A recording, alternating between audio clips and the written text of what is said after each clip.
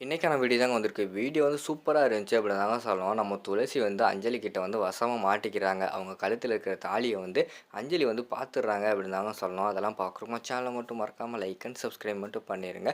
First எடுத்த உடனேயுமே வந்து நம்ம அஞ்சலி, துளசி 2 பேருமே தற்செயலா வந்து பேசிக்கிட்டு இருக்காங்க. அப்போ பார்த்துக்கிட்டோம்னா, நம்ம வழக்கமா வந்து துளசி வந்து அந்த தாலி வந்து தெரியக்கூடாது அப்படின்னு சொல்லிட்டு காலர் வச்சு தானே அந்த சுடிதார்லாம் போட்டுக்கிட்டு இருந்தாங்க.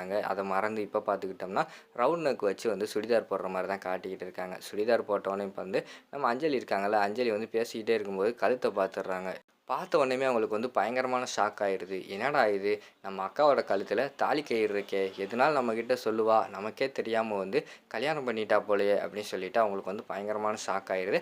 அப்போ வந்து நம்ம துளசிய பார்த்து கேட்குறாங்க, ஏன்க்கா நான் வந்து உனக்கு ஒரு நல்ல ஃப்ரெண்டு தானே! நான் வந்து உனக்கு தங்கச்சியும் தாண்டி நான் உன்கிட்ட எதனாலும் ஷேர் பண்ணுவேன். நீ என்கிட்ட எதனாலும் ஷேர் பண்ணிக்கிட்டு தானே இருந்த. ஏன்க்கா இப்படி ஒரு காரியம் பண்ண? என்ட்ட சொல்லாம கொள்ளாம எதுக்கு இப்படியெல்லாம் பண்ண? உனக்கு எப்படி மனசு வந்துச்சு? அப்படி இப்படின்னு கேள்வி கேட்க ஆரம்பிச்சிடுறாங்க. துளசிக்கு வந்து ஒன்றும் புரியல. அஞ்சலிக்கு வந்து விஷயம் தெரிஞ்சு போச்சு அப்படின்னு சொல்லிட்டு அவங்களுக்கு தெரியல. ஏய் என்னடி பேசிக்கிட்டு இருக்க? நான் எதுனாலும் உன்கிட்ட ஷேர் பண்ணிக்கிட்டு தானே இருக்கேன். அப்படி இருக்கும்போது எதுக்கு திடீர்னு இப்படிலாம் பேசுற? அப்படிங்கிற மாரி சொல்றாங்க. ஓ! அப்படியா?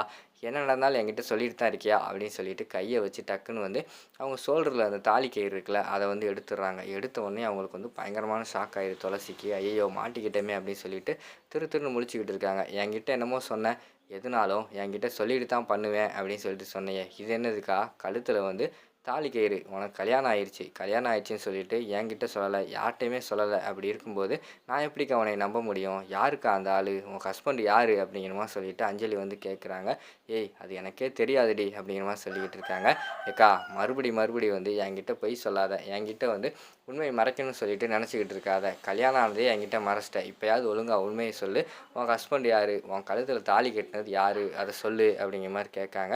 ஏய் உண்மைய தாண்டி சொல்றேன். எனக்கு உண்மையாவே தெரியாது. எனக்கே தெரியாம தாலி கட்டிட்டான்டி அப்படிங்கிற மாரி சொல்லிக்கிட்டு இருக்காங்க.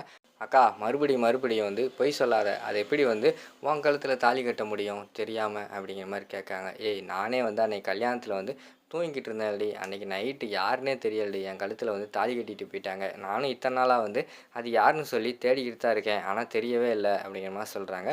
சரிக்கா யாருன்னே தெரியல. உன் கழுத்துல வந்து தாலிய கட்டிட்டாங்க. அது முடிஞ்சு போச்சு. சரின்னு சொல்லிட்டு அந்த தாலிய கழட்டி தூர எறிய வேண்டியதானே அப்படின்னு சொல்லிட்டு அஞ்சலி வந்து கேட்குறாங்க.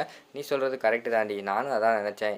இந்த தாலிய வந்து கழட்டி எறிஞ்சிருவோம் அப்படின்னு சொல்லிட்டு காமாட்சி அம்மன் கோயில் இருக்குல்ல, அங்க வந்து போனேன். அங்க போனா காமாட்சி அம்மன் வந்து என்கிட்ட இப்படியெல்லாம் சொல்றாங்கடி அப்படிங்கிற மாரி சொல்றாங்க. என்னக்கா சொன்னாங்க? அப்படிங்கிற மாரி கேட்டோனே, தாலிய கழட்ட போறேன்னு சொன்னேன். அதுக்கு அவங்க வந்து சொல்றாங்க, இந்த தாலிய வந்து கழட்டாத. இந்த தாலி வந்து உன் வாழ்க்கைய அழிக்க வந்தது கிடையாது. உன்னைய காக்க வந்த தாலி. இந்த தாலினால தான் உன்னோட வாழ்க்கையே மாறப்போகுது. இது உன் கழுத்துல இருக்கணும் அப்படிங்கிற மாரி சொல்றாங்க. அதுக்கு மேல நான் என்னடி பண்றது? அதான் வந்து நான் தாலிய கழுத்திலேயே வச்சிருக்கேன் அப்படிங்கிற மாரி சொல்லிக்கிட்டு இருக்காங்க. அக்கா இதனால எவ்வளோ பெரிய பிரச்சனை வரும் தெரியுமா? அப்படிங்கிற மாரி சொல்லிக்கிட்டு இருக்காங்க. இருக்கட்டும்டி என் கழுத்துல தாலி கட்டினது யாருன்னு ஃபர்ஸ்ட்டு தெரியட்டும். அவனுக்கு வந்து நான் தண்டனை குடுக்காம விடவே மாட்டேன் அப்படிங்கிற மாரி சொல்லிட்டு அந்த இடத்துல சொல்லிக்கிட்டு இருக்காங்க. அதோட பார்த்துக்கிட்டிங்கன்னா அந்த எபிசோட் வந்து முடிச்சிடுறாங்க.